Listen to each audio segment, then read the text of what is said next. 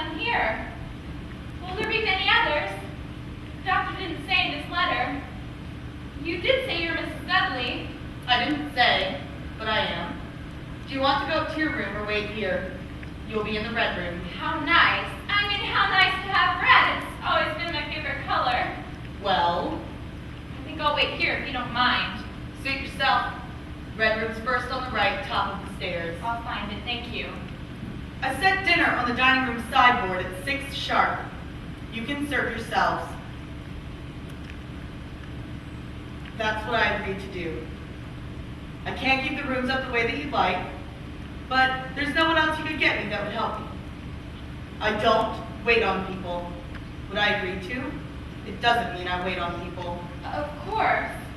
I don't stay after I sit around dinner. Not after it begins to get dark. I know, Dr. Montague mentioned in his letter that... I leave before dark comes. I understand. We live over in the town, 6 miles away, so there won't be anyone around if you need help. I don't suppose you... We couldn't even hear you in the night. No one could. No one lives any nearer than the town. No one else would come any nearer than that. I know. In the night. In the dark. Someone else is here. I'll go now. Mrs. Dudley.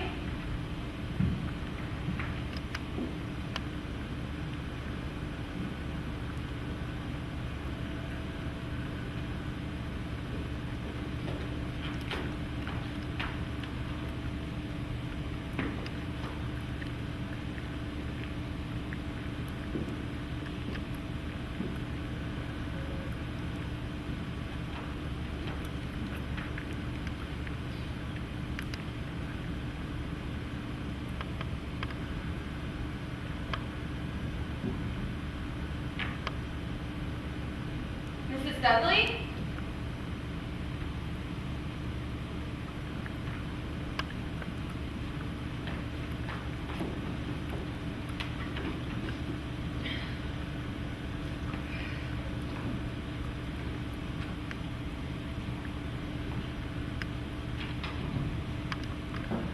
Oh, thank heaven! Someone else has come!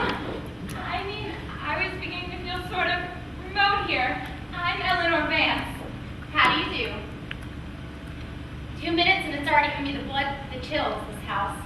I'm Theodora, just Theodora. Welcome to Hill House. I guess that this used to be the embalming room. I hate to think what it's like upstairs. The home I've always dreamed of. A little place where I can be alone with my thoughts, particularly if they're about murder or suicide or... You'll be in the green room. Oh? Do you want to go up now or wait here? Since you put it so graciously, I think I'll wait here for a while if Eleanor doesn't object. Suit yourself. But I'd get settled in before dark if I were you. I leave then, so there won't be anyone around if you need help. Charming soul. She walks without making a sound. What? It's nothing. It's just that it's so utterly quiet here. As though the house wanted silence and she was afraid not to obey. Afraid? Dear girl, how long have you been here? Not long, really. I came just before you did, but that's another thing. Time seems alien here, too. You're probably just hungry. I'm starved myself, and nothing unsettles me more than that. I snap and snarl and imagine all sorts of things. Maybe you're right. It does seem a long time since I stopped for lunch. I hope Mrs. Dudley's a good cook. Did she give you a full recital of what she does here? Oh, yes. I don't wait on people. What I agree to doesn't mean I wait on people. And she won't come if we scream in the night. It's not what she agreed to. But I'd rather not be all alone either. I hope our rooms are near.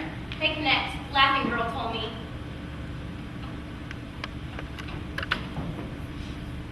They did it again. What did what again? The doors closing by themselves. Oh, maybe the house wants them to close. But it happened before. Of course it did, poor baby. You are starving. Now tell me more about yourself and the mysterious Dr. Montague. I presume you're here because of his invitation? I am, but he's a mystery to me too.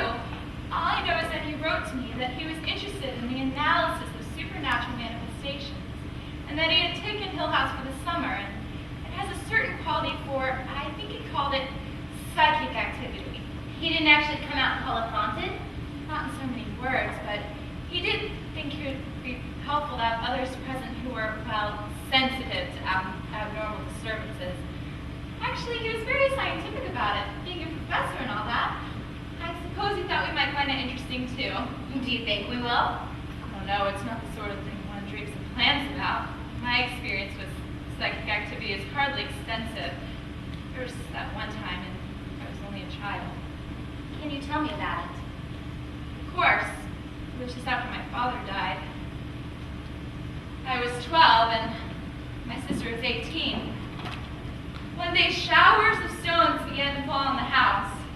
Not on any other house in the block, but just on ours. Mother said that the neighbors had caused it because they never liked us and didn't want us on the block. And the stones kept falling on and off for 3 days, dropping from the ceiling, rolling down the walls, pattering on the roof, breaking windows. It was the strangest thing I'd ever seen. But then my sister and I were to stay with a friend, and the stones stopped. They never came back again after that, but there was quite a lot of publicity around it, and I suppose that Dr. Montague remembered. Do you still live in the house? I left after Mother died. Now I have a cozy little place of my own in the city. It's bright and snug, not dark and cold like this awful house. You seemed willing enough to come. Why not? I had the time free, and it did sound sort of intriguing and different. Besides, I had my brother-in-law check up on it. Check up on Dr. Montague to make sure it's all okay. What about you? You're here too. I guess I was as curious as you were, and perhaps a little flattered at being asked. Also, kind of spat with my roommate. I wanted to be somewhere else for a while. Now I'm not so sure. Did something happen to you too? I mean, to make Dr. Montague invite you. Lord, I'm famous. I'm the girl who can identify 19 cards out of 20 every time when they're held up out of sight. They call it extrasensory perception, and I'm loaded with it. If the house is haunted, I should be the first one to know about it. Still, though, I never really imagined there would be a place like the Hill House. Reading cards without seeing them is one thing. Coming here is another. Somehow you don't actually think places like this exist. But some of us go around hoping. Well, anyways, we're fellow babes in the woods, so let's get settled in and stick together. Do you think we should go and check in with Mrs. Dudley or go straight into our rooms?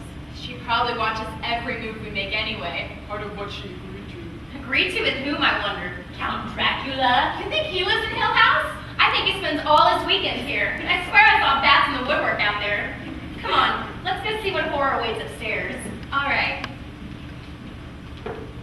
Incidentally, did you notice that door when you came in? I tried to open it. It's locked. Oh, let's explore. Maybe we'll find the secrets of Hill House or the place where Dr. Montague conducts his weird experiments.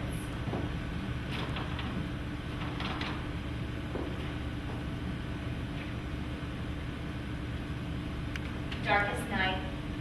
Dark as those black hills that surround Hill House. It felt as though they wanted to fall on me when I arrived. We won't fall on you. We'll just slide down, silently and secretly, rolling over you if you try to run away. Thank you. What Mrs. Dudley has started, you have completed nicely. I shall pack and go home at once. Please don't say that. I couldn't stay here alone. Not now. Poor Eleanor. I was only teasing. I think you're afraid. I think you've been afraid all the time. You mustn't be afraid all the time. We'll be all right together. You should come now. I'll show you your rooms. I set dinner at 6 o'clock sharp, and then I go. I don't stay around after that. Not when it gets dark. That's right. I'm gone before it's dark. So you won't hear us if we scream in the night. Nobody will. You'll see. Nobody will hear you. We'd better go now. Shall we? It might be nice to freshen up before dinner. Maybe we'll have time for a walk. After you, I insist. Thanks a lot. Spirit, Watch out. Theodora's coming. and Eleanor, long lost cousin Eleanor. Yes, of course. Maybe we are cousins and long lost. But we'll never be separated again. Or afraid, right? Of course, what's there to be afraid of?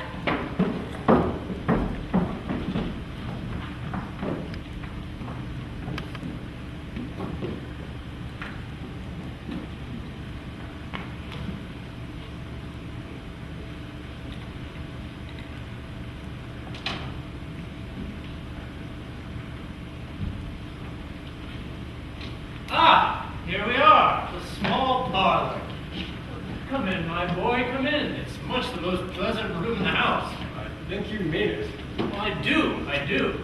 But I've seen far worse than my work. That's reassuring. Yeah. Well, as I mentioned, there will be two more coming, two charming ladies. Mrs. Dudley's informed me they've gone out to explore the grounds. Alone? Yes, of course.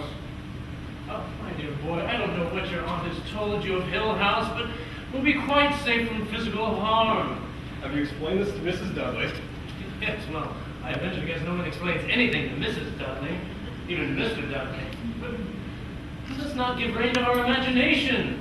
Our purpose here is scientific, and I'm more pleased than I can say that we're all here safely and on time with the fascinating secrets of Hill House awaiting our exploration.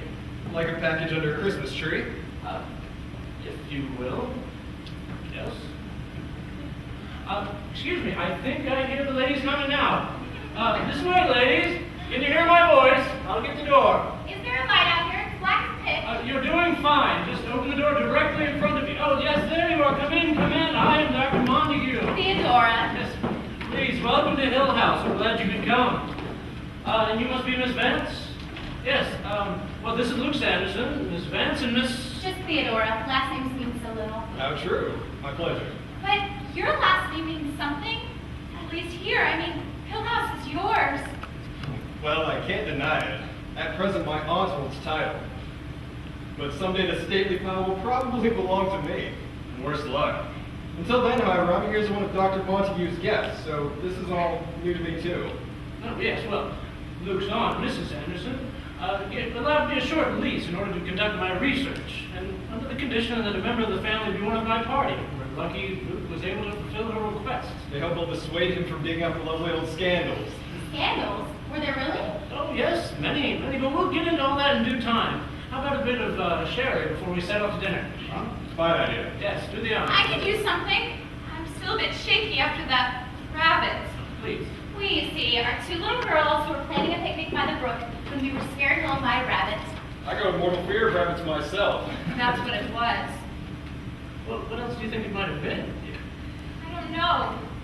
We were sitting by the brook, and I felt as though someone, or something, was watching us on the hill, across the brook. Then it moved, but I couldn't see anything, only the grass bending. It was a rabbit. What else? Yes, exactly. What else? Thank you, my boy.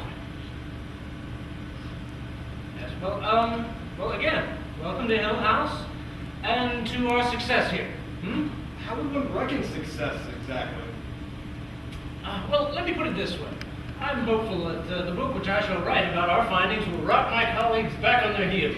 Hear, hear. You see, your visit will be something more than a vacation. I'm hopeful of your working, or at least helping me to attain a thorough understanding of what might happen while we're here. How, Doctor? With notes on everything you see, hear, or feel, as complete and detailed as you can manage. Shouldn't be an unbearable task. So long as no one makes any puns about mixing spirits and spirits. May I? Spirits with... Oh, yes, spirits. Spirits indeed. Everything's so strange. I mean, this morning I was wondering what Hill House would be like, and now I can't believe it's all quite real, and we're here. Since we are all here, shouldn't we get better acquainted? For example, we only know names so far. I know it is you, Eleanor, who wears brown. So consequently it must be you, Theodora, who wears red. Dr. Montague has a beard, so you must be Luke. And you're Theodora because I am Eleanor. I have no beard, so it must be he who is Dr. Montague. Yes, and I have a beard because, well, my wife likes them. Well, now that I know which of us is me, let me identify myself further. I am, let me see, in my private life, a bullfighter. Oh. And I am an artist model. I live a mad, abandoned life, draped in a shawl, going from garret to garret. Are you heartless and wanton? Are you losing your beauty and coughing a good deal? I'd rather think I have a heart of gold. At any rate, my affairs at the top of the cafes. And I am the daughter of the Lord of the Manor. Ordinarily, I go clad in silk and lace, but I borrowed my maid's finery to appear among you. I may become so enamored, of course, that I may never go back, and the poor girl will have to get herself new clothes. And you, Dr. Montague? Oh, Well, a pilgrim, a wanderer. Truly a congenial little group. Well, I'm sure they've never seen our like. I'll give the honor to Hill House. I've never seen its like. This room, for example, what on earth do they call it? A parlor, perhaps. I thought we'd be more comfortable here than in one of the other rooms. It's well located to serve as sort of a center of operations. It may not be cheerful, Of but... course it's cheerful. There's nothing more exhilarating than ratty upholstery and dingy walls. And what's that over there, the door to the snake pit? Well, tomorrow you'll see it all for yourselves. We'll explore the entire house. As for that door there, it leads to the stone tower, which you may have noticed as you came up the drive. But that was at the far corner of the house. Here we are in the middle without even a window. So it seems. Hill House does have its little oddities. Well, I've studied a map of it, and I still can't quite explain the reason. For example, when we set off to dinner that the now departed Mrs. Dudley set out for us, we will go through these doors here. We'll go down the corridor to the front hallway, across the front hallway, to the billiard room, and then into the dining room. Roundabout, isn't it? But I think you'll find it easy with practice. Someone's gonna have to lead me. I'd starve if I had to find it on my own. But why so many little rooms? Perhaps they like to hide from each other. That does explain why everything's so dark. Well, actually, some of the rooms are entirely inside other rooms, and therefore poorly lighted. A series of closed rooms is not all entirely uncommon in a house of this period. But why don't we see about that? We ought to make it a habit of leaving the doors open. We'd have to prop them open with something then. Every door in this house swings shut when you let go of it. Well, I'll make our first note then. Door stops, lots of them. So, how about dinner? We can go check to see what Mrs. Dudley has set out. Do you think we should? I mean, would I look at this house and then remember our dear Mrs. Dudley? Well, as far as I know, the Dudleys have taken care of Hill House as long as anyone can remember. Maybe. It's quite satisfactory, actually. Maybe. She and Dudley poured their gold in the secret chamber. Or there's oil under the house. My dear, there are no secret chambers in Hill House. The prospect has been suggested, but I can assure you, Anyways. no such romantic devices exist, sir. Oil is definitely old hat. Nowadays it's uranium. Perhaps the Dudleys plan to murder me in cold blood for the uranium. Just for the pure fun of it. Yes, but why are we here? Just what I was going to ask. Why are we here? What is wrong with Hill House and what is going to happen? Well, tomorrow, I think... No, Doctor. We are 3 adult, intelligent people, and we've come a long way to meet you here. We want to know why. I second the motion. Why did you ask us to come, Doctor? How did you know about Hill House, and why does it have such a reputation, and what really goes on here? Actually, I know less about Hill House than I might like, except by reputation. But I do intend to tell you everything I do know. As for what's going to happen, I will find out when you do. No one really knows. I'm not going to get any sleep if I don't know what's going on out there. Well, Hill House will be quiet tonight, I assure you. There's a pattern to these things. I really think we ought to talk it over now. Not afraid. Well, suppose you heard the story of Hill House and decided not to stay. How would you leave tonight? Hill House has a reputation for insistent hospitality. The last person that tried to leave in darkness, it was 18 years ago, I grant you, was killed at the turn of the drive. His horse bolted and crushed him against that big tree. But we're not going to run away, are we? Stoutly, upon the ramparts. We are a mutinous group of assistants. Well, all right, I'll be as brief as I can. You know, I didn't know quite how best to prepare the 3 of you for Hill House. I couldn't put it all in a letter, and even now I'm reluctant to give you its full history before you've had a chance to see it for yourselves. To speak of it this way could be misleading. Don't give it a thought, Doctor. I'm sure we're all in the mood for a ghost story. Well, that's not quite what I had in mind. We're not children trying to frighten one another.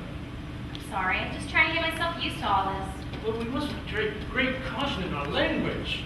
Preconceived notions of ghosts and apparitions are... Disembodied hand in the soup. My dear boy, if you please, all I'm trying to say is that our mission here is scientific and exploratory. We cannot let it be skewed or warped by spooky stories that would best be told around a campfire. In fact, I would rather you not know anything about Hill House. You should be ignorant and receptive. And take notes. And take notes, exactly. But since you press me, let me put it this way. There's a theory that some places are forbidden or unclean, and Other places, such as churches, for example, have an atmosphere of holiness and goodness. Hill House, some houses are born bad. Hill House, for whatever reason, has been unfit for human habitation for some 20 years. What it was like before then, whether its personality was warped by the people who lived there, or the things they did, or whether it was evil from the start, I don't know. But I'm hopeful with staying here, some of these questions will be answered. No one really knows why a house is called haunted. What else could you call Hill House? Well, disturbed, perhaps, or sick, or leprous, but haunted will do. And yet there are always those that try to discount the eerie or mysterious. What I call psychic disturbances, they will ascribe to subterranean waters, or electrical currents, or polluted air, or even sunspots. Anything to bring it all out in the open and give a clear explanation to it. But you see, it isn't so easily done. I have spoken with every tenant that's tried to live in Hill House, and they've all left hastily. But they all tried to give a perfectly good reason for doing so. The dampness in the air, pressing visits elsewhere, and so on. But when I pressed them further, they were reluctant to speak of it. They all agreed on one point, though. They thought I should stay as far away from Hill House as possible. Thought it should be burned to the ground and its secrets with it. And there was a scandal. Indeed there were. Scandals of suicide, madness, and lawsuits. It's harder to burn down a house than you think. At any rate, the reason why I'm here and why I've asked all of you to join me is to find out and answer these questions. You, Theodora, with your involvement with your telepathic abilities, and you, Eleanor, with your involvement with poltergeist phenomenon. That was so long ago, I hardly remember. But I can understand that Hill House is supposed to be haunted, Doctor. But what's here? What frightens people so? I will not put a name to it. It has no name. I don't know. I never really knew what was going on. My mother said it was neighbors. I think all we want is facts. Something we can understand and put together. Precisely. The real question is this: do you want to leave now before you become more involved? No, and I'm sorry I let myself get so frightened about the rabbit. Oh, Nonsense. don't give it another thought. Just seeing the house for the first time as you come up the drive and give you quite a shock. I thought he was going to send the car to the tree. Yes. I don't think we could leave now if we wanted to. Mrs. Dudley would never forgive us. Of course. But to go on. Hill House was built some 80 years ago by a man named Hugh Crane. He meant it as a summer home for his wife and children. It's quite luxurious for the time. Hugh Crane was a sad and bitter man. His wife died just minutes before she was to set eyes on the house for the first time. Her carriage bolted and she was crushed under it. He was sad, but he had two children to bring up, so he never left Hill House. Children grew up here? But why not? The atmosphere is quite good, actually, despite the rumors. Perhaps lonely, but not an unhealthy place on the face of it. At any rate, Hugh Crane married again, twice more as a matter of fact. His second wife died of a fall. His third wife died of consumption in a European health resort. Well, he sent his children to live with a governess. After his third wife died, he closed up the house, moved abroad, and then sent his children to live with a cousin of their mother's. I hope their life was jollier after that. It's not good to think of children growing up like mushrooms in this dark place. They never got along too well, actually. After their father died, he left the house with them jointly. Bickering over it continued until the younger sister married. Stole her sister's beau, no doubt. Perhaps. It was said that the older sister was crossed in love. She came back here to live at first in Hill House, alone at first, until she found a young village girl to stay with her as housekeeper and companion. The younger sister began to make trouble again. This time she claimed that she would give away her share of the house in exchange for certain heirlooms she never received. A set of gold-rimmed dishes is one bone of contention. I don't like the younger sister. First she stole her sister's lover, then she went after her dishes too. Well, things got worse, unfortunately. After the older sister died, the companion claimed that the house had been left to her, so the younger sister took her to court with her husband. She lost the case. She never stopped trying to get Hill House back by any means. Eventually, the companion had to ask for police protection. The town sided with the younger sister, so she was not only friendless but bedeviled. Eventually, she killed herself. Killed herself? She had to do that. But you mean was another way of escaping her tormentors? She didn't think so. There was even rumor that she chose suicide over a guilty conscience. She was tenacious, but the constant nagging persecution wore her down. She was even convinced that the younger sister came into the house at night to steal things, despite the locks and bolts. She should have gone away, as far as she could go. Well, in a sense, she did. She hung herself from the turret of that stone tower just beyond that door. At any rate, after her death, the house went to the Sandersons. The younger sister made trouble for them, too, and she claimed that she had never and would never come into the house at night, even to steal things. Was anything ever really stolen? Well, no proof was ever given, but the story of a nightly intruder did enhance the house's reputation still further. Suicide, murder, burglary, a happy place this. Yes, well, after the younger sister died, the Sandersons always claimed to live in Mill House, but never did. Eventually, they closed it up, and no one has lived here since, except for a day or so at a time. Those two poor little girls. I can't forget them.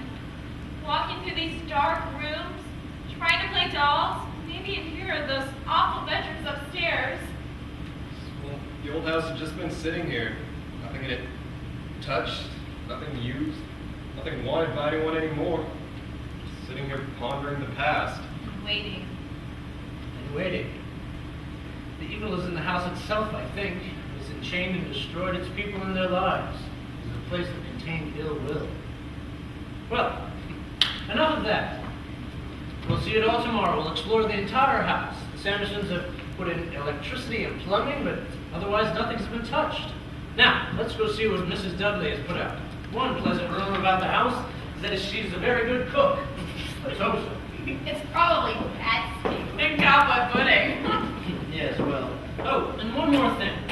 It may seem incomprehensible to you now, but a place like this can begin to affect you without you really being aware.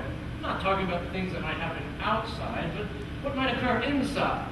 I want you to promise me that if you feel the house catching at you, you'll tell me immediately. Our value here is as a team, a clear-headed and objective team. I promise, Scout's honor. I'm with you and against this bloody house. I echo the sentiment, but all this talk has made me hungrier than I realized. Well, we can do something about that. And if you'll do as I ask, we can answer some other questions as well. Please, after you. Many thanks, Doctor. And I wouldn't be too concerned about your team. I'm sure we'll be quite comfortable here. Productive, too. Yes, yes. Comfortable indeed. Why shouldn't we be?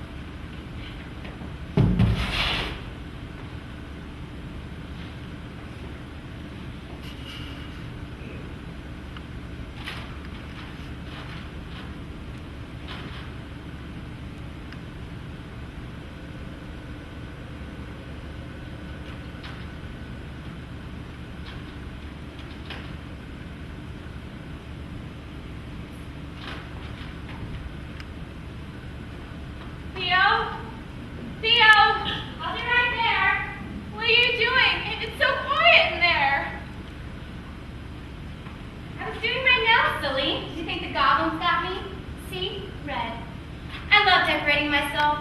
Someday I'm going to paint myself all over. With gold paint, no doubt. No polish and perfume, and maybe mascara. Don't laugh. You should think more about such things yourself. No time.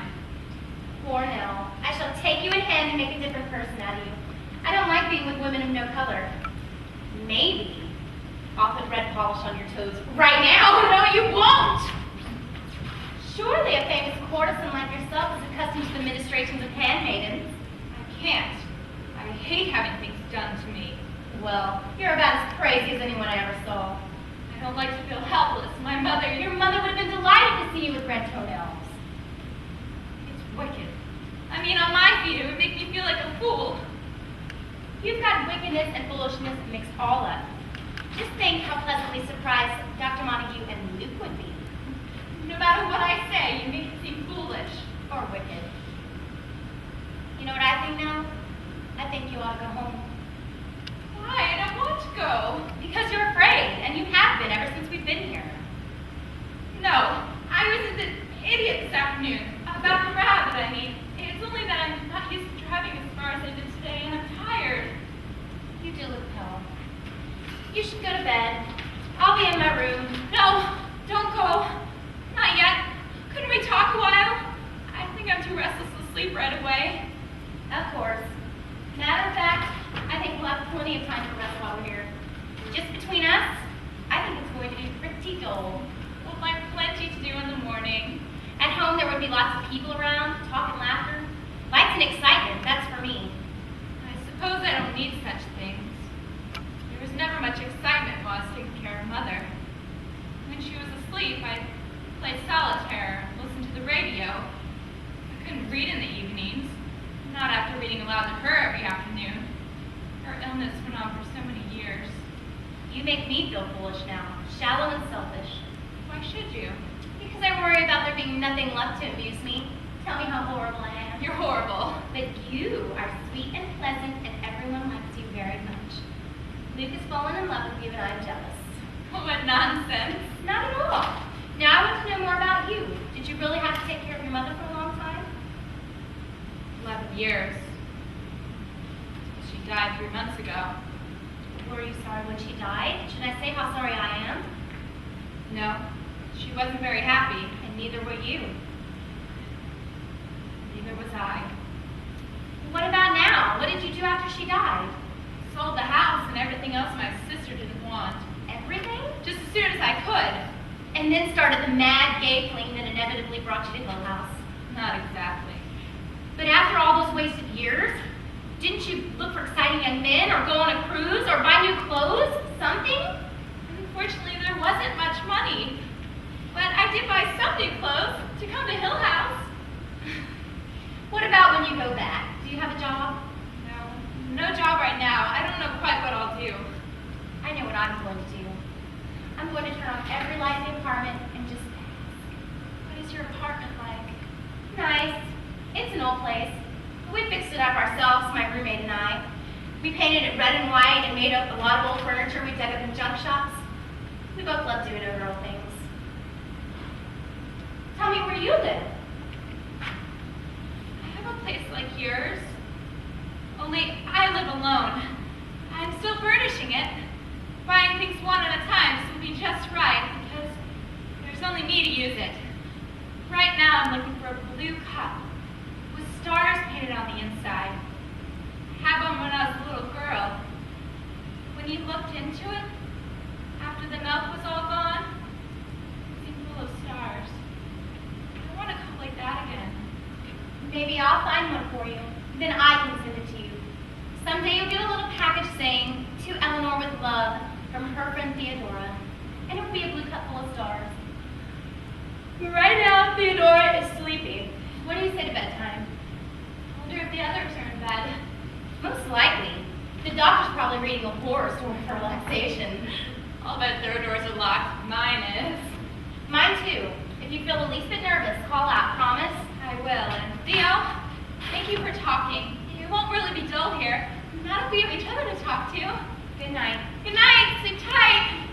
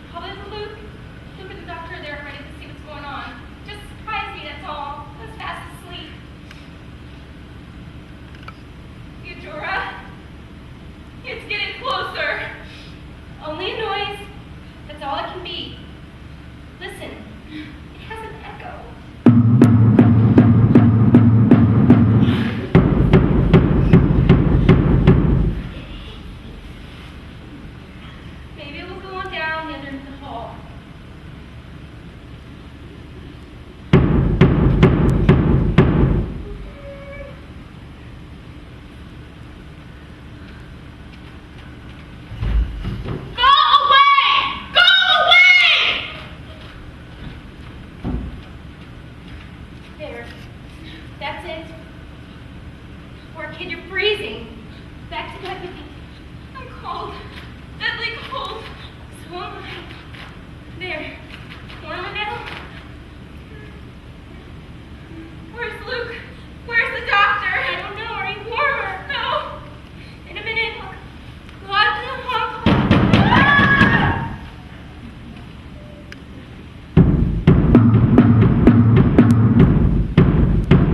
Is it stopping?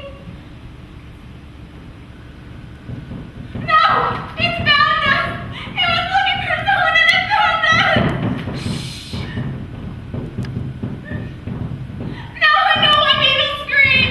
Because I think I'm going down! How long you will? Wait! Are you You can't get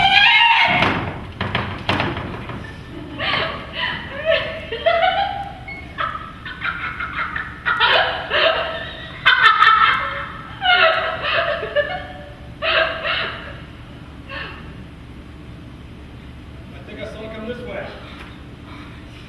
We've been punching each other like a couple of lost children. Are you alright? Is it really over? For tonight, anyway. Can't you tell? It's warm again all of a sudden. Yes, warmer. The scream's coming from here. Here come Luke and the doctor. I'll let them in. Yeah. Please, I'll be don't right let there. them knock. I can bear it. That's it. It's all right. Take it easy. This way, gentlemen. We're in here. Why, look as though you've seen a ghost. Very funny. Come in. They're in Eleanor's room, Doctor. How do you like living in a haunted house? Perfectly fine by me. Gives me an excuse to have a drink in the middle of the night. Can I have a seat? Is everyone all right? Did anything happen while we were outside? No, nothing in particular. Something was pounding on the doors with a cannonball and then tried to come in and eat us, and then started laughing its head off and we wouldn't let it in. But everything really out of the way. I thought the whole door was going to shatter. But there isn't even a scratch in the wood. Still perfectly smooth. How nice. It didn't mar the woodwork. I couldn't help it if this dear old house got hurt. Nell here was going to scream. So were you! Not at all. I just said that to keep you company. Besides, Mrs. Dudley said she wouldn't come. And where were you, our manly defenders? We were chasing a dog. At least some animal that looked like a dog. We followed it downstairs. You mean it was inside? Well, I saw a glimpse of it just slipping by my room. I woke Luke. We followed it down the stairs and chased it out into the garden. And we lost it somewhere back around the house. Front door was open? No, it was closed. So were all the others. We checked. Could it be? You see, your story makes me wonder about something we may not have taken into account. We've been wandering around for quite some time outside. We never dreamed you ladies were awake until just a few moments ago. Well, let me explain. It's clear that Luke and I were awakened earlier than you ladies, perhaps deliberately. We've been up and about, inside and out, for better than 2 hours. Led on what seems to have been a wild goose chase. But in all that time, we never heard a word. It was completely silent. But then we decided to abandon our chase and come back upstairs, and then that was the first time we heard your voices. And in doing so, we may have driven away whatever was waiting outside your door. I don't quite see what you're driving at, Doctor. And we must take precautions. Precautions. Against what? How? Let me put it this way. When Luke and I are lured outside, and you ladies are kept here in prison, doesn't it begin to seem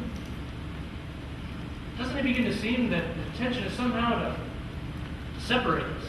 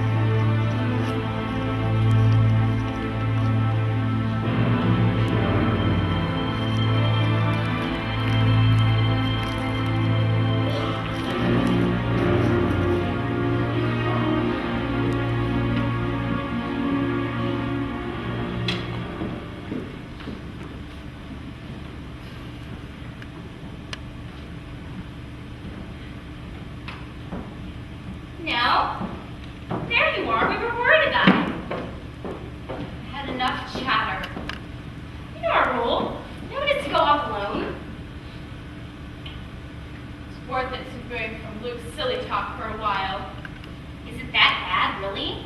Good Lord, that makes me feel shallow. I find him rather amusing. You know what I mean? He's never serious about anything. Maybe he's compensating for a deep-seated insecurity. After all, he did say he never had a mother, poor boy. That's no excuse for treating everything as a joke. Including you, perhaps?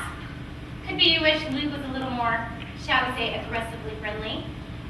After all, he's not exactly ugly. Not that? Well, then maybe you object to Luke's attitude about this whole haunted house thing. He does treat it all pretty lightly. Maybe if his door got pounded on. You know how you feel about that. Do I? I agree with Dr. Montague. These supernatural manifestations will reflect certain qualities of Hill House. It would probably occur no matter who happened to be here. They have nothing to do with us in particular, and I, for one, have decided not to let them bother me. I think you want to mean that. Matter of fact, though, you're beginning to look radiant. I think this curious life agrees with you. So do you. Really? That's strange, isn't it? By rights, we ought to be going around looking haggard with dark circles under our eyes. But here we are, two blooming, fresh young lovelies. Not quite. Not at my age. Freshness is a flatterer's word when you're nearing 30. Oh? Well, you look about 14. May we join you? Our discussion of world affairs has grown rather stale without the feminine point of view to limit it. Right, Doctor? My thoughts exactly. Flatterers. You know very well you've been going over what happened the other night. Any answers yet? Well, no conclusive ones, but I find, and I don't know if this is connected, that I'm sleeping wonderfully and the food tastes better than ever. Perhaps Mrs. Dudley is surpassing herself. Well, whatever the reason, I'm excited to be involved in something so fraught with psychic potential. We'll have much to report to the outside world when my investigation is concluded. Is there still a world out there?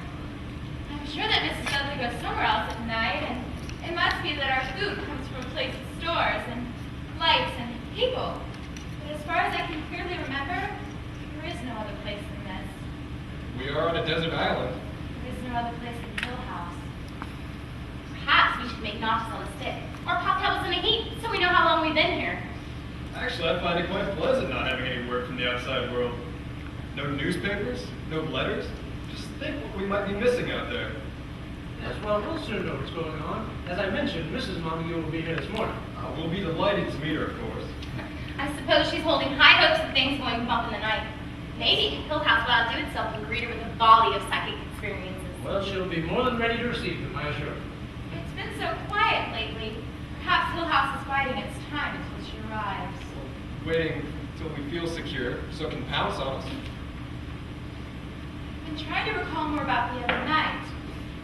I can remember knowing that I was frightened, but I can't ever actually imagine being frightened. I remember the cold. I think it's because it was so unreal.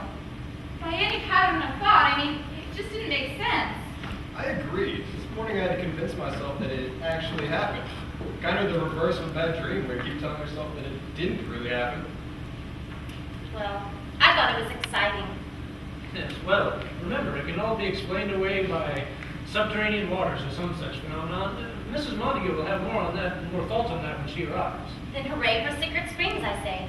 Well, I wish you were not quite so positive about that.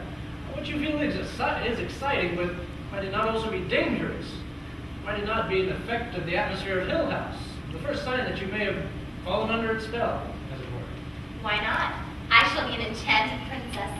But yet, if the other night was a true measure of Hill House, we aren't going to have any trouble at all. We were frightened, of course. And the experience wasn't pleasant while it was going on, but I can't remember that I sensed any physical danger. Even when Theodora said that whatever was outside her door was going to eat her. But I know what she meant. It was exactly the right word. I felt as though it wanted to consume us, take us into itself, and make us part of the house, or... I thought you were the girl who wasn't bothered by all this. Well, no, listen, no physical danger exists, I assure you. No ghost in the long history of ghosts has ever harmed anyone physically. The only damage is done by the victim to himself. One cannot even say that it attacks the mind, because the mind, the conscious thinking mind, is invulnerable. In all our conscious minds as we sit here talking, there's not one iota of real belief in ghosts. No, the menace of the supernatural is that it attacks where the mind is weakest, when we've abandoned our protective armor of superstition without developing a substitute defense. Now, none of us rationally thinks that what ran through the garden was a ghost, or what knocked on your door was a ghost. There was something going on in Hill House, and the mind's instinctive refuge, self-doubt, is eliminated. We cannot even say it was imagination. After all, 3 others were there too. I could say that all 3 of you are my imagination, and none of this is real. Well, now, if I thought you could think that, I would send you home tomorrow. You're becoming far too close to the state of mind which would welcome the perils of Hill House, with a kind of sisterly embrace. He means he would think you were batty down here. Well, I suppose I would be. If I had to take sides of Hill House against the rest of you, I'd expect you to send me away. Yes. Well, poltergeists, on the other hand, are another thing. They deal entirely in the physical world. They throw stones, they move objects, they smash dishes, but they're the rock bottom of the social scale of the supernatural world. They are merely a destructive force, mindless and willless. Do you remember the Oscar Wilde story of the Canterville Ghost? The American twins who routed the final English ghost? Exactly. I always liked the notion that the American twins were a poltergeist phenomenon. Poltergeists can overshadow more interesting manifestations. Bad ghosts drive out good ones, that sort of thing. Is that amusing to you, dear? I can give you a good many documented cases. Sure you can, and I apologize if I seem to be rude. It's just that I was suddenly aware of how serious this is to all of us, and yet no one from the outside world would believe a word of what we say. Perhaps not. Well, I find it fascinating, and I say on with it. What shall we do today? You are a pack of children, always asking me what to do today. Well, can't you amuse yourselves? I'm going to work on my notes. Don't forget the cold spot, Doctor. Oh, yes, there you have it. You can help Luke and I measure that cold spot in the nursery doorway. No, thank you. All I really want to do is slide down that wonderful banister in the front hall. Or perhaps a game of hide and seek. Well, try not to wander around alone too much. Can't really think of a good reason why, but it does seem sensible. Because there are bears in the woods. And tigers in the attic. An old witch in the wardrobe. Plus a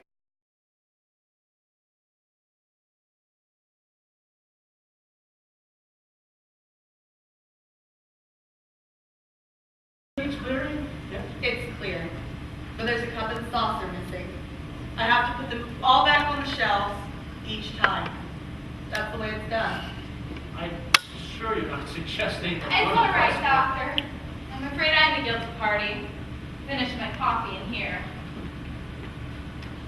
I clear after breakfast. I set lunch at 1. Dinner I set at 6. And I clear each time. Mrs. Dudley... They all go back on the shelves each time. That's the way it's done. Yes, of course, we don't want to interfere with your duties. Thank you. Really, that woman is beyond belief. At 11 o'clock, I beat the vampires. It's a part of what I agreed to. I don't wait on people, just vampires. Well, it doesn't make fun of Mrs. Dudley. She does do what she agreed to do. Oh, really, I mean it, but she is annoying.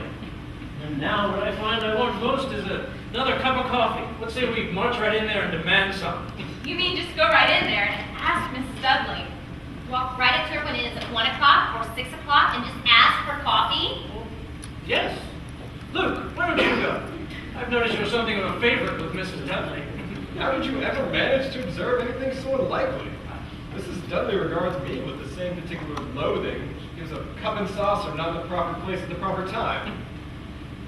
Well, you are the heir to the house. I thought she would think of you as an old family retainer thinks of their young master.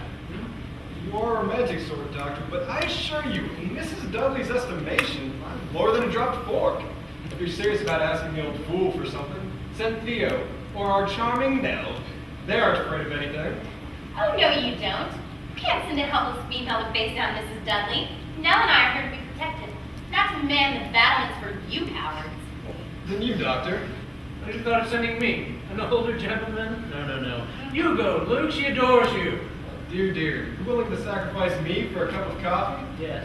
Do not be surprised, and I mean it. Do not be surprised if you lose your Luke in this cause. Perhaps Mrs. Dudley hasn't yet had her mid-morning snack, and she's perfectly capable of a filet de luc a la Miniere. If I do not return, I entreat you, regard your lunch with the gravest suspicion. Lovely Luke, lovely Hill House. Lovely way to waste a morning. It's been so quiet. It's nerve-wracking. Almost worse than having something actually happen. It's not us doing the waiting. It's the house biding its time. Wonder how long it can wait before it pounces. I'm almost tempted to write a letter to my sister. You know, having a perfectly splendid time here in jolly old Hill House. You really must plan to bring the whole family next summer. We sleep under blankets every night. And the air is so bracing, particularly in the doorway of the nursery. You go around all the time just glad to be alive. Still alive, that is. And there's something going on every minute. And so far from the madding crowd. What is it, doctor? Too much female lemonade? I've broken my first rule. Send him off alone. I'm gonna go check, just to make sure, you know. It's all right, I'm safe enough, but come into the long hallway. I found something more interesting than coffee. Do you have your flashlight, Doctor? Thank you.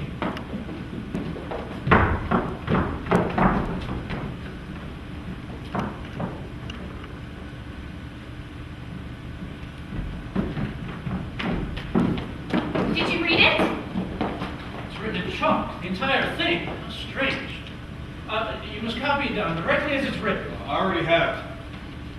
Help, Eleanor, come home. Never seen such enormous handwriting. It stretches down the entire hallway. Please, wipe it off. It's crazy. Crazy is the word, all right. Luke will see that it's wiped off. Of course, right away. I'll get Mrs. Dudley. But it's crazy. Why? Look, Eleanor, just because your name is written on the wall doesn't That's mean... it. It knows my name. It knows my name. Stop it, will you? It could have said any of us. It knows all of our names. Did you write it? Please tell me. I won't be angry. I promise you. I'll just know that it was a joke. Frighten me. Eleanor, you know none of us wrote it. Luke, you wrote it, didn't you? When you went out. Listen, do you think I go around scrawling your name? Writing Eleanor, Eleanor all over the walls? More sense in that. Behave yourself. Then why me? Have I done anything more than anyone else to attract attention? I don't think so, dear. Maybe. You wrote it yourself. You think I'd like having my name scribbled all over this foul house? You think I'd like being singled out? It was asking for help, did you notice? Perhaps the spirit of the poor bedeviled companion had found a means of communication at last. Maybe she was only waiting for some drab, timid. And maybe no appeal for help could possibly get through the iron selfishness of yours! And maybe, of course, you wrote it yourself. Don't say that! You hear? Don't! That's enough, Eleanor. How dare you? How dare you!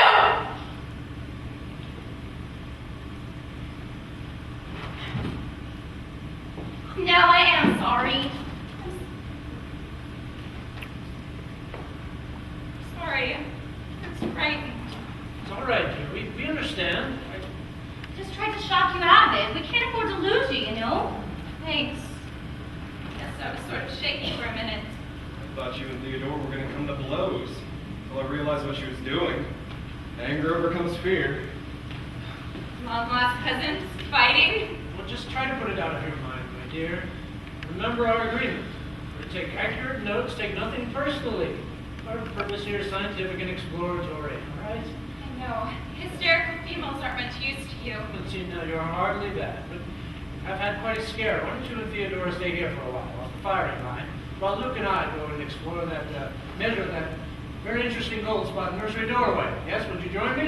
Yes. Perhaps we'll catch the mad scribbler chalk in hand. Well, I hardly think so. But you two know where we'll be if you need us. Just call out. Aye, sir. All right.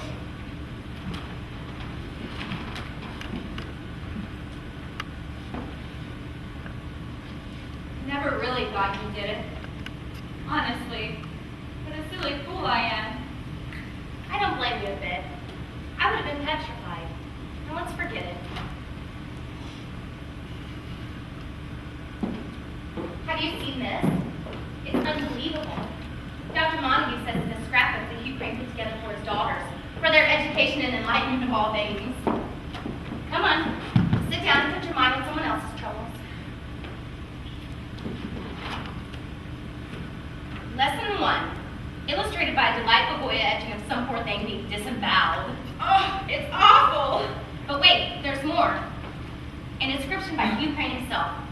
Honor thy father and thy mother, upon whom a heavy charge has been laid, that they lead their children in innocence and righteousness down the fearful narrow path of everlasting bliss. He should have added or else. Oh, poor kids. Next comes hell. Don't look if you're squeamish. Oh, I think I'll skip hell. You're wise. The illustration is one of the less attractive deaths, about some words of wisdom about agony and screaming and undying pain. He probably read it aloud every night at bedtime. Oh, and now, the 7 deadly sins. Oh, you really put us hard on the gluttony. I'm not sure I'll ever be hungry again. Wait till lust. Here. Oh, good heavens. He must have drawn it himself. For children. Their very own scrapbook. The last page is the nicest, I think. He signed it in his own blood. Want to see it? No, thank you. No. It's really quite edifying. Something about sacred pacts being written in blood, and instructions to his daughters about living virtuously and being preserved from the pitfalls of this world. In blood, can you imagine it? He must have enjoyed it, signing his name in his own blood. Not exactly healthy work for a grown man. But their father must have been very young when they left Hill House. Girls, I mean. Maybe he never read it to them. Oh, but I'm sure he did. Leaning over their cradles, spinning out the words that would take root in their little minds. Hugh Crane, you are a dirty old man and you built a dirty old house. And if you can hear me from anywhere, I wish to tell you to your face that I genuinely hope you will spend eternity in that foul, horrible hell you pictured so accurately for your children. And may you never stop burning for a minute.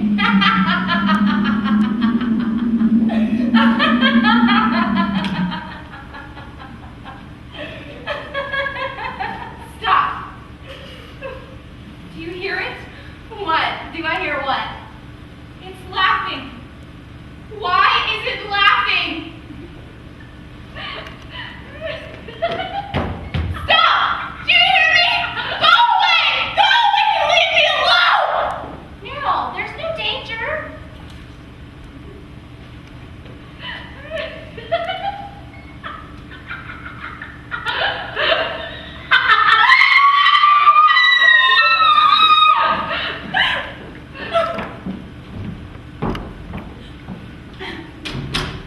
Please. Please. Don't hurt her. I'll do whatever you ask, but don't hurt her. Let her go. Let her go. Stop it. Do you hear? You must stop it. Oh, please. I can't stand it. Theodora, make it stop.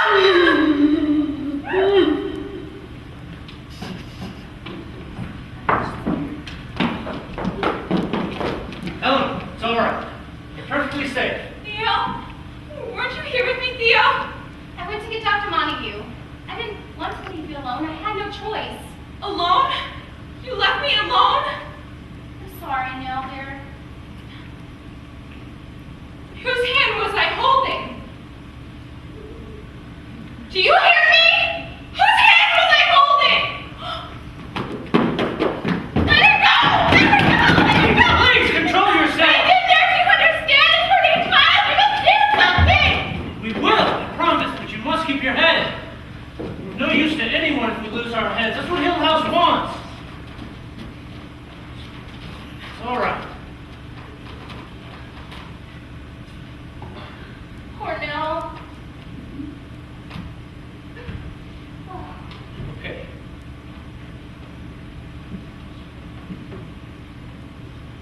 Yes, what is it, Mrs. Dudley? Mrs. Montague is here. Should she come in? Yes, of course, of course. My dear, yes, hi. It's so good to see you. We were worried. Well, I told you I'd be here in the morning, didn't I? Did you ever know me not to come when I said I would?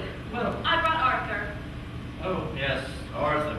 Well, somebody had to drive. I hope you didn't expect me to come all the way out here by myself. You know perfectly well how tired I get. How do you do? Oh, yeah, sorry, yes, these are my friends that have been staying with me here in Hill House. This is Eleanor Vance, Luke Sanderson, Theodora, my wife, Mrs. Montague. Put the bags down in the hall, Arthur! We'll need someone to help with the luggage. Of course, my dear. And I trust you planned on us for lunch. Ah, yes, I have alerted Miss Dudley. I set lunch at 1 o'clock. It's what I agreed to. What's that? Oh, she... Oh, yes, I see. You're mimicking that ghastly woman that let us in. Let's see, you're... Theodora. Yes, well, no matter. I'm sure I'll get to know all of your names very soon. Ah, this gentleman is Arthur Parker. He drove me here because I dislike driving myself. Arthur, these are John's friends. Hi. How do you do? I don't suppose we could do something about the bags now. It would be my pleasure. Thank you. I am to be in your most haunted room, of course. Arthur can go anywhere. The blue suitcase is my young man, and the small attache case. yes, I think the nursery for Mrs. Dudley. Oh, excuse me, Dudley, the housekeeper. Charming. The nursery is one source of the disturbances. It's got a definite cold spot. It's about yay big. Is that all you have to report? Um, Does seem to me you haven't been very methodical, and I'll wager you've done nothing with planchette or automatic writing. And I don't imagine either of these young ladies have any mystic gifts. oh, well, actually... No. The brown bags are Arthur's, and the golf clubs. He brought them just in case. Just in case of what? As I mentioned, there's a definite cold spot in the nursery doorway. Yes, dear, you said that. Okay. Isn't that young man going to help with Arthur's bags, too? You do seem to be in a state of confusion here, don't you? By this time, I certainly thought you'd have things in some kind of order. Any figures materialize yet? Actually, there has Well, been- I'm here now, and we'll get things going right. Where's Arthur to put the car? There's an empty stable around back. You can put it there later. Nonsense. I do not believe in putting things off John, as you know perfectly well. He can do it now. Perhaps one of these young ladies could show him the way. Actually, my dear, these young ladies have had quite a scare. I think they'd be better off staying here for a while. Yes. I must say, John, I sense a very definite nervousness here, which is not good. I deplore fear in these matters. You know perfectly well that those in Caspian expect to see us happy and smiling. They want to know that we are thinking of them lovingly. The spirits in this house may actually be suffering because they are aware you are afraid of them. Can we talk about this later, my dear? Of course. What a pity I wasn't here when whatever it was happened. Yes, but... thank you, gentlemen. No problem. Golf clubs? Now, how about you'd like to freshen up, perhaps, before lunch? I wonder how long she's going to stay. Maybe her suitcase is filled with ectoplasm. What was that? I did wonder how long you were able to stay with us. The longer the better, of course. You know that Arthur has to go back to his school. Oh. Arthur is a headmaster. He has generously canceled his appointments for Monday, so we'll leave that afternoon. Then Arthur can be back for classes on Tuesday. But today is only Saturday. 2 full days together. Isn't that wonderful? Now how about lunch? It might be ready. I hope the food's plain. What? Plain! I'm a meat and potatoes man myself. Don't smoke, don't drink, don't read trash. It's a bad example for the boys at school. They look up to one a bit, you know. I'm sure they must all model themselves after you. Get a bad sort now and then. Not interested in sports. You know the type. Mope about in corners all the time. Crybabies. We knocked that out of them fast enough. Toughen them up, huh? Exactly. Come, Arthur, there'll be time for chit-chat later. We'd better begin our preparations if we expect to be ready for tonight's work. So, what did you have in mind for tonight, dear? I realize that you would never dream of going about these things with any system. But you'll have to admit, John, that in this area, I have simply more of an instinctive understanding. Women do, you know. My At dear. least some women. Therefore, I have a definite plan of action. Arthur will patrol. I brought him along for that purpose. And I will recline in the haunted room, with only a nightlight burning, and will endeavor to get in touch with the elements disturbing this house. I never sleep when there are troubled spirits about. Have to go about these things the right way. It never pays to aim low. Tell my fellows that. And I think perhaps that after lunch, we will have a little session with Planchette. Just Arthur and myself, of course. The rest of you I can see are not ready. We would only drive away the spirits. We will need a quiet room. Perhaps the library. It's one of the gloomier rooms. Might be teeming with spirits. It should do. Books are frequently very good carriers, you know. Although, I do hope the room has been well dusted. Arthur sometimes sneezes. Yes, well, Mrs. Dudley keeps the house in perfect order. The library it is then. And after the session, I shall require a glass of milk, perhaps a small cake. Crackers will do if they are not too heavily salted. Of course, my dear. Now, perhaps I can show you to your room. No need, thank you. Come, Arthur. We have much to do.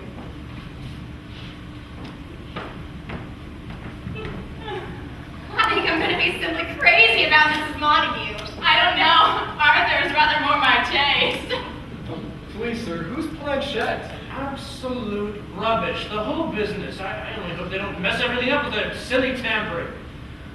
Planchette. Oh, well, all right. Planchette, it's a kind of spirit writing, similar to the Ouija board. My wife thinks that she can get in contact with intangible beings with that thing. In my way of thinking, the only intangible beings ever to get in contact with that thing is in the imaginations of people running them. Spirit writing indeed. Balderdash! Superstition. What would the fellows at school think? Nell, dear, you're suddenly looking so much better. Positively radiant. And I'm starved. It must almost be time for lunch. Well, it seems the powers of Hill House have taken into effect. The storm has passed. I'm sure lunch is waiting for us. Let's hurry. Let's eat it all before Mrs. M. and Arthur come down. You devil, you'll have to fight me for it. And me. My children, they're back with me again. Thank God.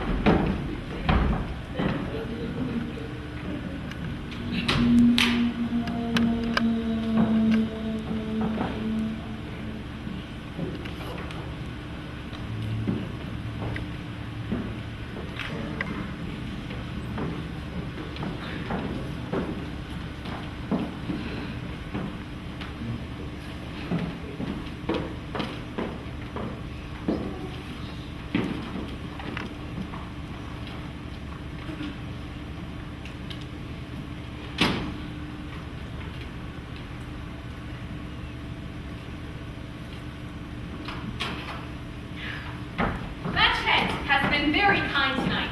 John, there are definitely foreign elements present in this house. You don't say. Quite a splendid city, really. Very tangible results. We've gotten a good deal of information for you. John, Yes, my dear, I'm listening. I hope so. Now, Planchette was quite insistent about a nun. Have you learned anything about a nun, John? Have any of you? A nun in Hill House? Not likely. Planchette felt very strongly about a nun, or perhaps something of the sort, a dark, vague figure even has been seen in or near the house, or appeared to the villagers at night and frightened them. My dear, a nun is the most common form. John, if you please. I assume you are suggesting that I am mistaken? Or that Planchette is mistaken? I assure you this is not the case. A nun was most specifically suggested. I'm merely saying that the apparition of a nun is the most common form of specter. But nothing like that has John? ever been connected. If you please. May I continue? Or is Planchette to be dismissed without a hearing? Thank you. Now then, there's also a name spelled variously as Helen, Helene, Elena. People have lived in Helen brought us a warning of a mysterious monk. Now, when a monk and a nun both Expect the place was built in an earlier site. Previous influences prevailing. sounds very much like broken vows to me. A lot of that sort of thing back then. Temptation, probably. I hardly I think dare that- say she was swallowed alive. The nun, I mean. They always did that. You've no idea the messages I've received from nuns swallowed up alive. There's no record in any. May I point out once more that I myself have received messages from such nuns? Or is it possible that I am mistaken again, John? Of course not, my dear. It's your game. You're worthy opponent, Doctor. Shall I have another go at it later? As you wish. They usually put oil for candle on a crust of bread. Horrible thing to do when you think about it. No nun has ever been walled up alive. It's imagination, superstition, All right, John. fiction. We won't quarrel over it. Just understand, however, that sometimes purely materialistic views give way before facts. Now, it is a proven fact that among the visitations troubling this house are a nun and also... What else was there? So interested in hearing what Planchette had to say. Nothing about you, young man. Although, one of the young ladies present may hear something of interest. Helen would like us to search the cellar for an old well. You think Ellen was buried alive? I doubt it. More likely we find evidence of our missing nun. More likely to find idiots of rubbish. John! I cannot understand this skepticism in you. All people. After all, you did come to this house to collect evidence of supernatural activity. But now, when I present to you a full account of the causes and an indication of where to look, you are positively scornful. We have no right to dig up the cellar. Arthur, could you No, my lease specifically forbids tampering. We are students, not vandals. I should think you'd want to know the truth, John. I would like to know nothing more. Dear me, how patient one must be sometimes. I do want to read you the little passage we received towards the end, however. Do you have it, Arthur? It's just after the message about the flowers you are to send to your sick aunt. Oh, yeah. Planchette has a control named Merida, who's taken a genuine personal interest in Arthur. Sends him word from distant relatives and so on. How nice.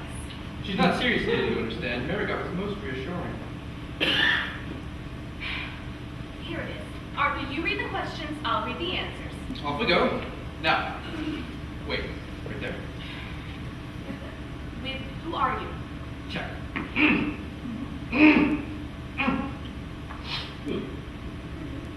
Who are you?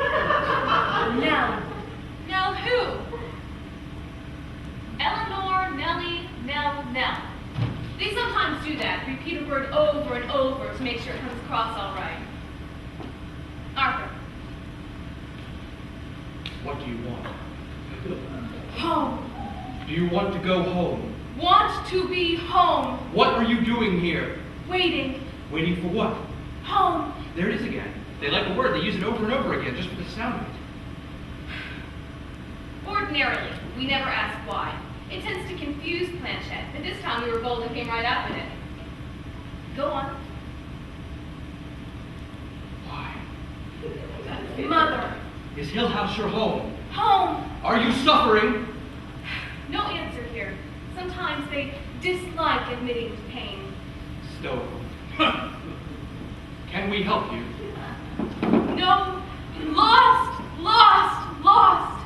You see, one word repeated again. I've had one word to cover whole pages sometimes. What do you want? Mother. Why? Child. Where is your mother? Home. Where is your home? Lost. After that, there was nothing but gibberish. Never known Planchette to be so cooperative. Never. But Quite why pick on experience, them? really. But why pick on them? Your full Planchette has no right to send people permission without their permission. Well, you'll never get results by abusing Planchette. You're now? We thought you were now. So, doesn't affect our message, of course. But I do think we might have been properly introduced. I'm sure Planchette knew the difference between you, but I do not care to be misled. Don't feel neglected. We'll bury you alive. When I get a message from that thing, I want it to be about hidden treasure, and this nonsense about sending flowers to an aunt. Why do you think all that was sent to me? Really, child, I couldn't begin to say. Perhaps you are more receptive psychically than you realize. Although, how you could be, I don't know. All these days here without picking up the simplest message from beyond? Fire wants stirring. Nell doesn't want any messages from beyond. Nell wants a warm bed and a little sleep. And I think perhaps a bit of brandy before we all head on to bed. Fine idea. Yes. May I? None for us, thanks. We must keep clear heads tonight. Come, Arthur. We'd best be on our way. Righto. Arthur will patrol the house regularly. Every hour he will make a round of the upstairs rooms. I shall have a drawn revolver, flashlight, and a loud whistle, in case I should observe anything worth your notice or require company. You may all sleep quietly, I assure you. I'm an excellent shot. And I will be in the nursery, awake. It is such a blessing to know the beings in this house are only waiting for an opportunity to tell their stories and free themselves from the burdens of their sorrows. Shall we go? Yes. My dear, ought you not to have someone with you, perhaps? John, how many hours have I sat in a room with those who pass beyond? How can I make you perceive that there is no danger where there's nothing but love, sympathetic understanding? I'm here to help these unfortunate beings. All right, but keep your door open, just in case. Unlocked, if you insist. Fine, but I'll be right down the hall if you need anything. I can hear you. John, these others need your protection so much more than I. They are so very vulnerable, with their hard hearts and unseeing eyes. Yes, well, good night then. Good night. Please, don't be afraid. No matter what happens, remember, I'm here. Good night. Good night. Happy hunting.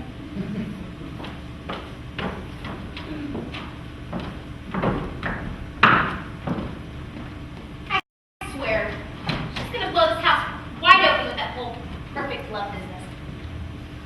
To all the poor unfortunates in the afterworld, may they congregate tonight in the nursery. I hope she hasn't gone and made anything mad for Planchette. Well, she is a fine woman and a really swell wife, but this is practically her only vice. Perhaps Right. she feels she's helping you with your work. Perhaps.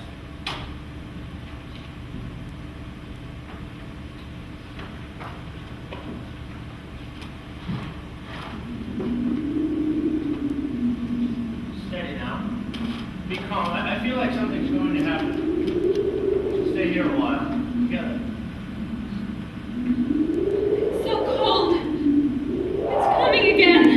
It's nowhere near the nursery, that's for sure. Really? I must go somewhere else next summer. There are disadvantages everywhere. Mountain mosquitoes. I feel like an old hand at this. Warm enough?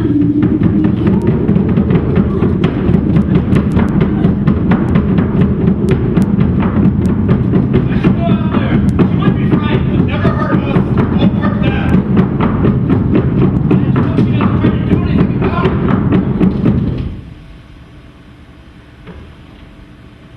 More brandy, anyone? My passion for the spirits is just... Oh, Lord, not that pun. I'm sorry, but I no longer see it as a pun. Here, drink. It can't get in, it can't get in. Don't let it get in. And over here. You're a slut. You're a slut. I hope they lock your doors. Neil, you alright? Hanging on, I don't know about now. Stay warm. We haven't seen it all yet.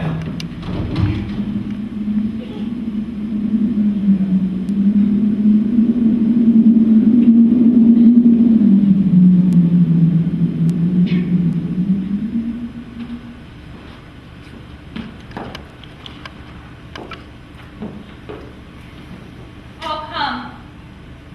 If that's what you want, tell me where and how. I'll come. She's all right, I think. How? What? You all right, my dear? How are you? What happened? It's just another night. But I sense you've had quite enough. No, I'm all right. Are the others okay? I'm sure they're perfectly fine. But what happened? Hillhouse went dancing, taking us along on a mad midnight fling. Turning somersaults as it went. I don't seem to remember. And I know I wasn't afraid. Really, I wasn't. No, I don't think you were. But I wish it wasn't so. Look, it's late. When you're ready. Come along, baby. He will wash your face and get you settled in for a good night's rest. Uninterrupted, I hope. For all of us, dear Arthur standing guard. Amen. Looking for activity in the wrong places. See, I don't think Arthur or Mrs. Montague heard any of this. I don't think they had the slightest idea of what might have gone on here. Hill House didn't mean it for them.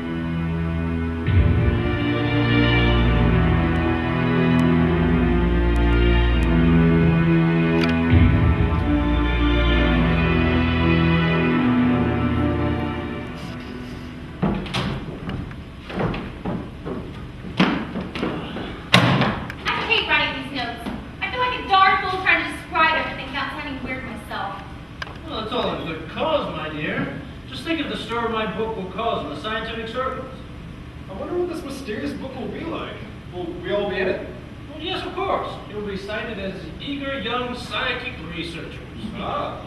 With these post-intercessions in the dining room, it's like study hall.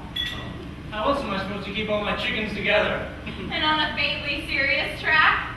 Oh dear, Nellis is pleased. It's your fault, Luke. You're entirely too frivolous and silly. Well, I'll try to reform. Oh, for heaven's sake. No, I mean it. After all, Hill House will be mine someday. With all its untold secrets and treasures. Never make a proper lord of the manor unless I learn to be more serious. Or should I say sinister? Sinister by all means, if you can fit in around here. What about your career as a bullfighter? Would you be willing to give that up for Hill House? I think one would make good training for the other. It helps to be fearless living in a house like this. And if you shouldn't survive, Nell would be glad to look after Hill House. Wouldn't you, Nell? She'd like to stay here and write on the walls.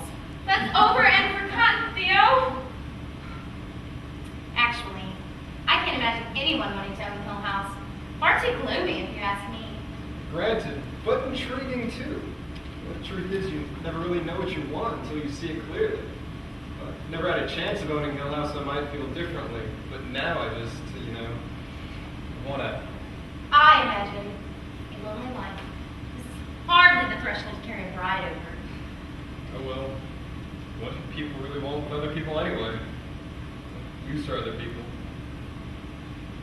Oh, game doctor? Feeling infallible tonight. Oh, well, risk it.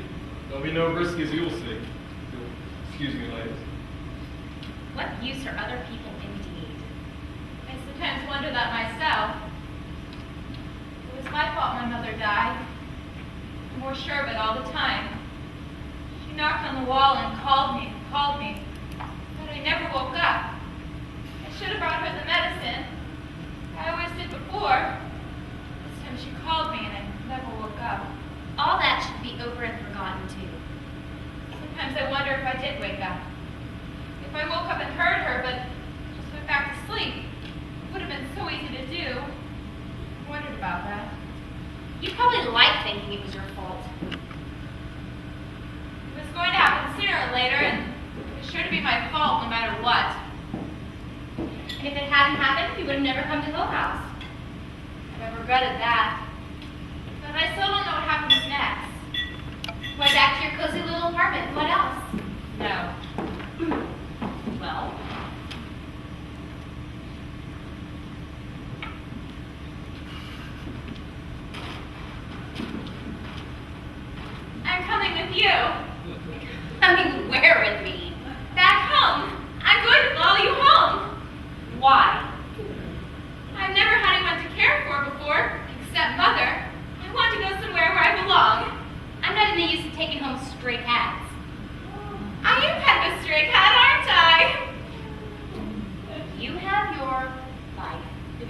let's get back to it when the time comes.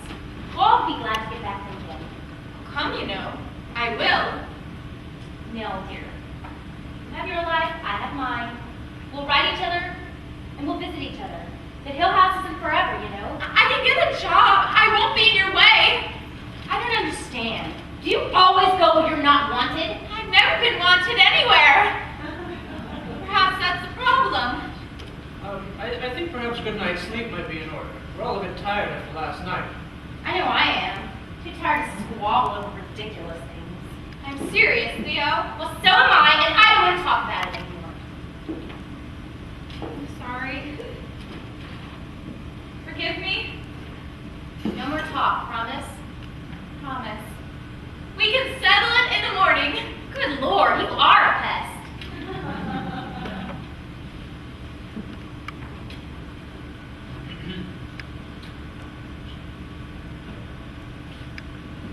Never make decisions in anger, Theo. I must say, I really must say, this is the most infuriating thing I have ever had. Here. If you had the decency, the common decency. After all, John, I did come all this way, and so did Arthur, just to help out.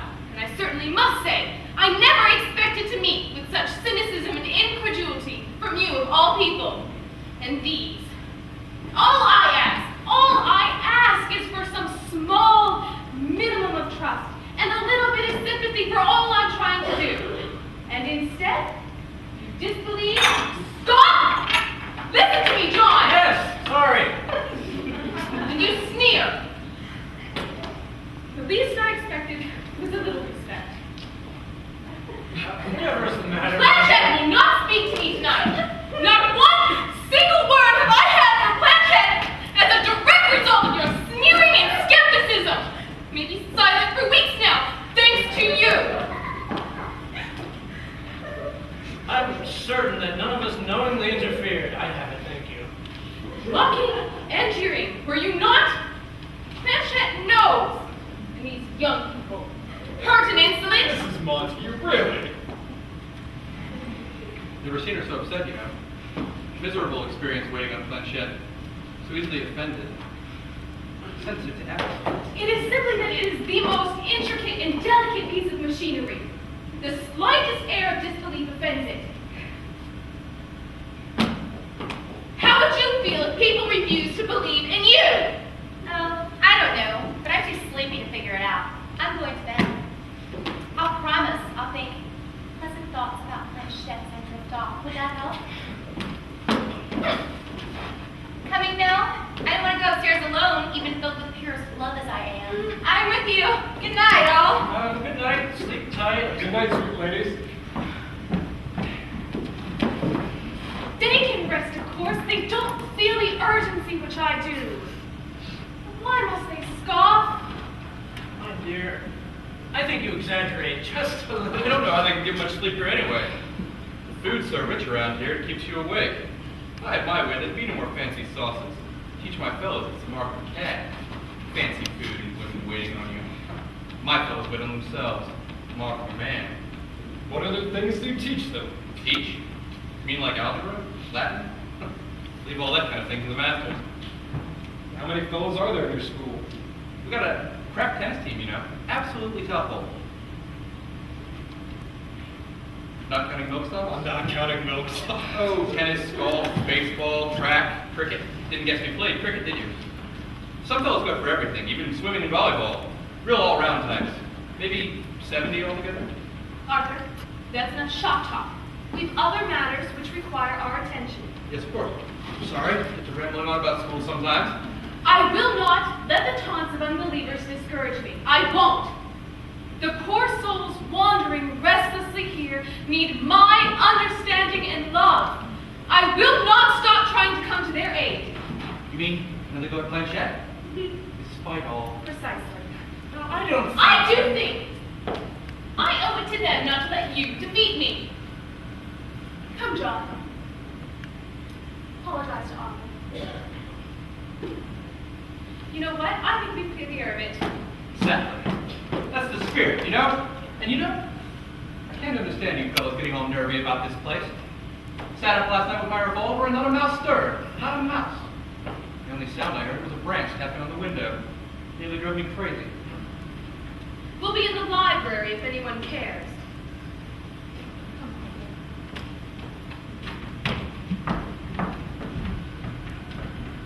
The imbeciles, spirit writing and all that.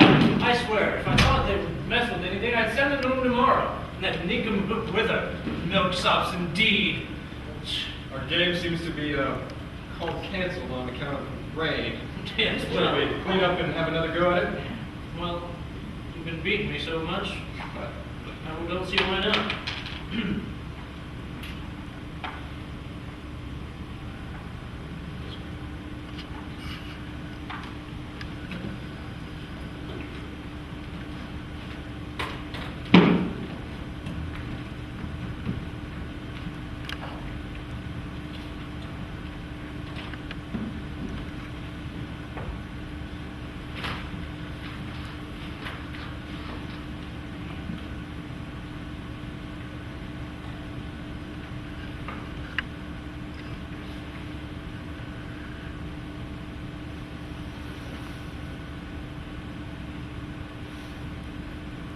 Mother?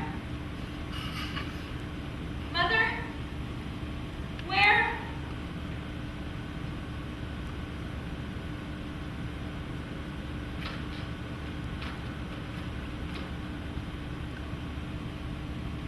Mother? You're here somewhere, aren't you, Mother?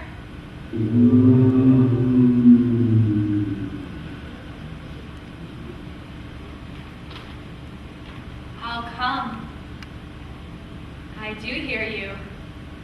This time.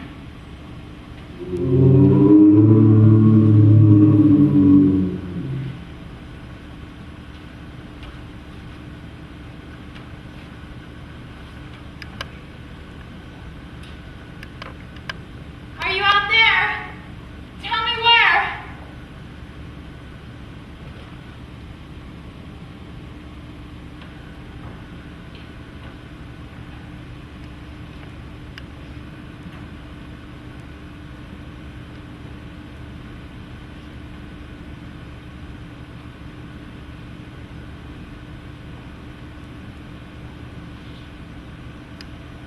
In here? Is this where you are? Oh, yes. I want to come, Mother. Ring around the rosy, back and forth the posies, ashes, ashes, all fall down.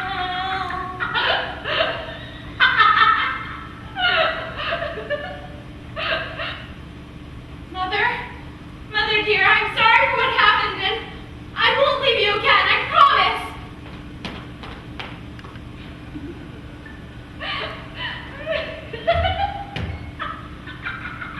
In the tower? Is this where you are? Please, answer!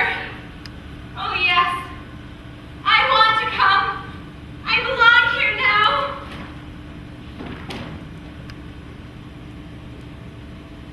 Eleanor? Eleanor! Eleanor? Eleanor! Doctor. It's never been unlocked before. I don't like it. Eleanor! She's in there. I can see her. Eleanor! Be careful. We don't want to frighten her. She might fall. The stairs have brought it away from the wall. Eleanor, listen to me very carefully. I want you to do exactly as I say. Turn around very slowly and come down the steps very carefully. Do you understand? Now turn around and come down. She's coming. She heard me. Come on, Eleanor. Now. What on earth is going on here? You woke us up with your shouting. It's Eleanor. She's in the tower. Whatever for? Make her come. Arthur, make her come down at once. Stay where you are! Put that gun down, for God's sakes! I better go up. Be careful. The stairs may not hold you both. Of course they won't. You'll have the whole thing down in our hands. My dear, please. Eleanor, stay perfectly still. Coming in after you. Now do as he tells you, please. Be careful, Eleanor. Steady, steady. That's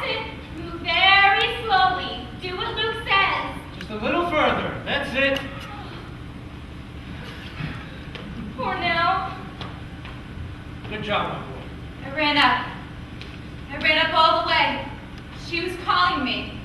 But I couldn't get out. The upper door was nailed shut. Damn right it was. Lucky for you too. It's all right now. It's all right. You're safe. Come and have a rest.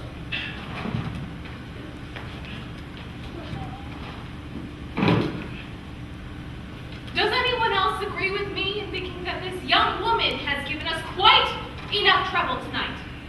I, for one, would like to go back to bed. And so would Arthur. My dear, I don't think you understand. Hill House After this has ridiculous performance, Hill House will do nothing. There will be no hope of manifestations now, I can tell you. Now, if you'll excuse me, I will say good night.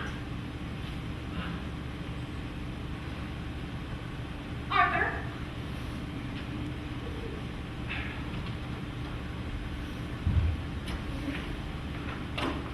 Doctor, I think Luke was frightened.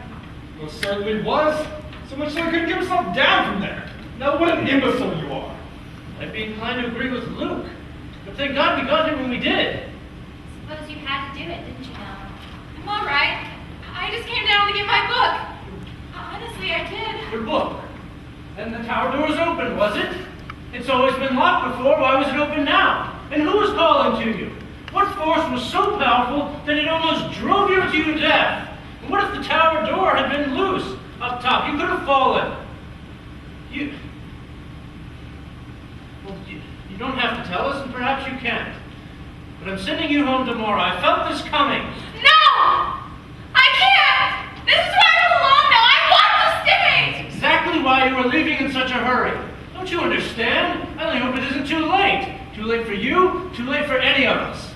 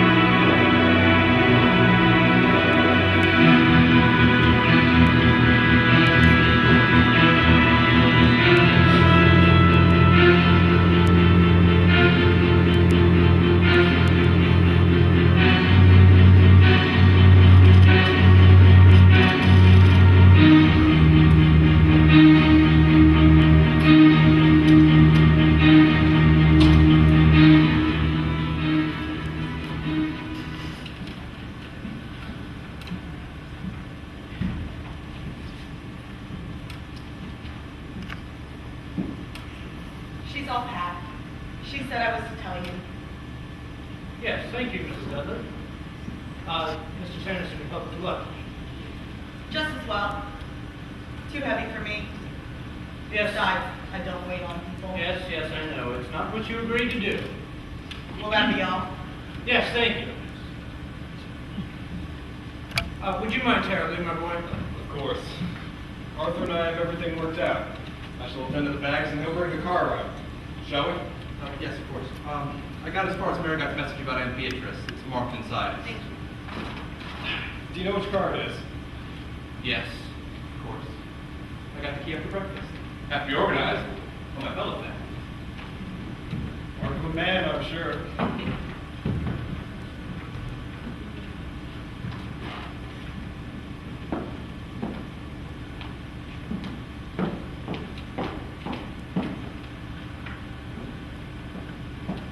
I don't know why you're being so secretive about your notes, John. I've always been more than willing to share my findings with you, despite your patronizing attitude. Yes, well, you have your methods and I have mine. I see no reason to confuse matters by arguing over which is correct.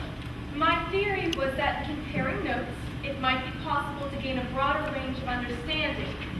I wouldn't think you'd object to that. Well, I don't, in principle.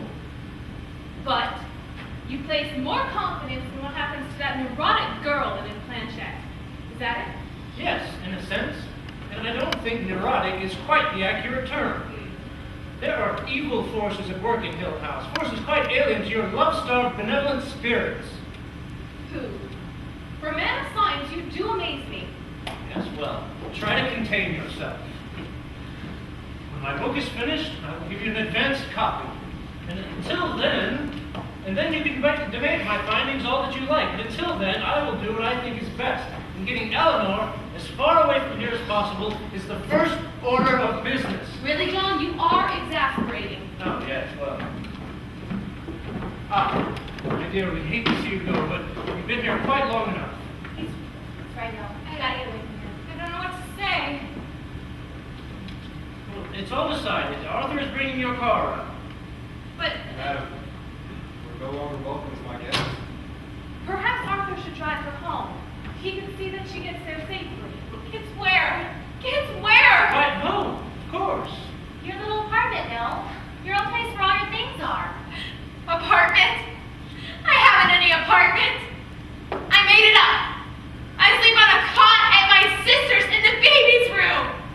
I haven't any home.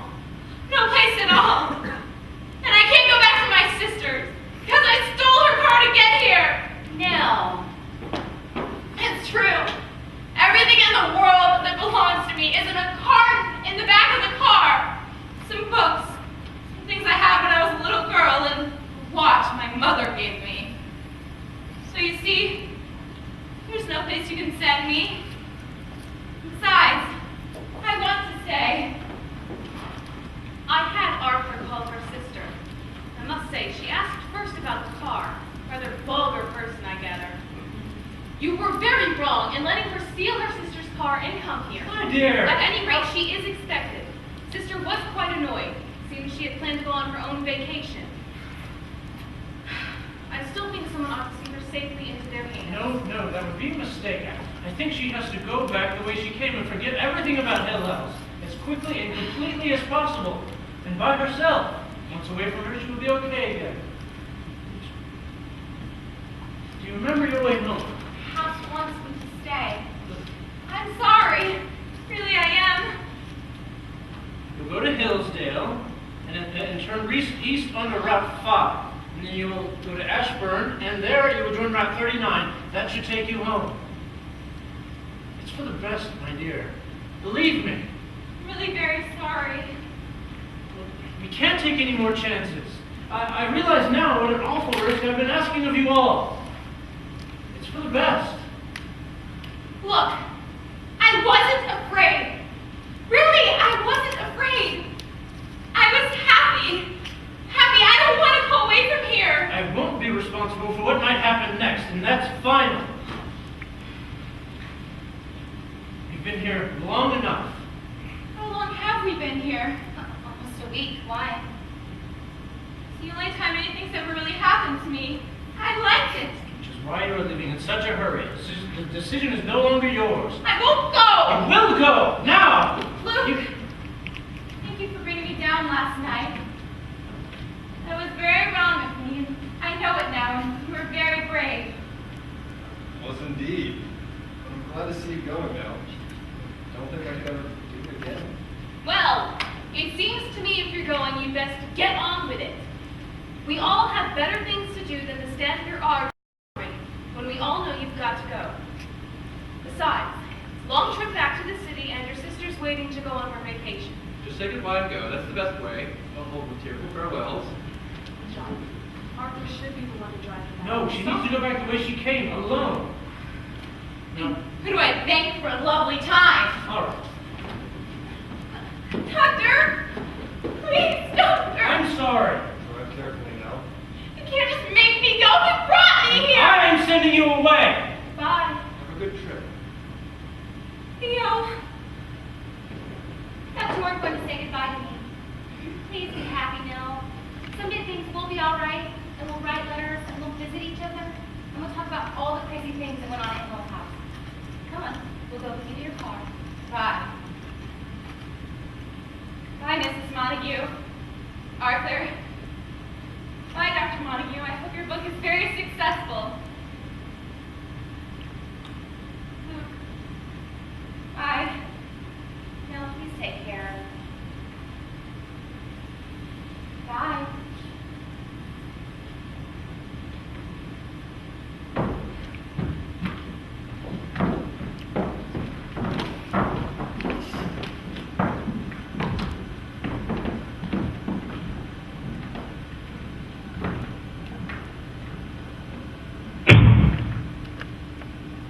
they will watch me down the drive as far as they can see, until I'm out of sight and they think I'm really gone. But I won't go.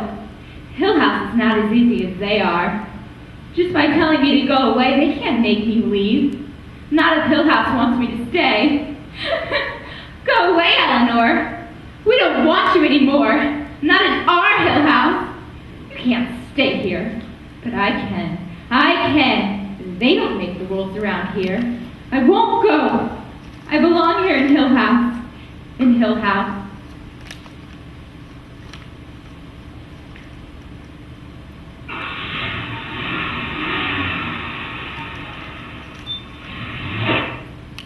It may seem incomprehensible to you now.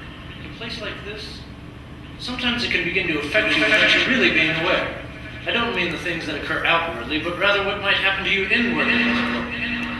You must promise to tell me immediately if you feel the house catching you. They can't run fast enough to stop me. Not this time. I wonder who will notice first. I'm really doing it. All by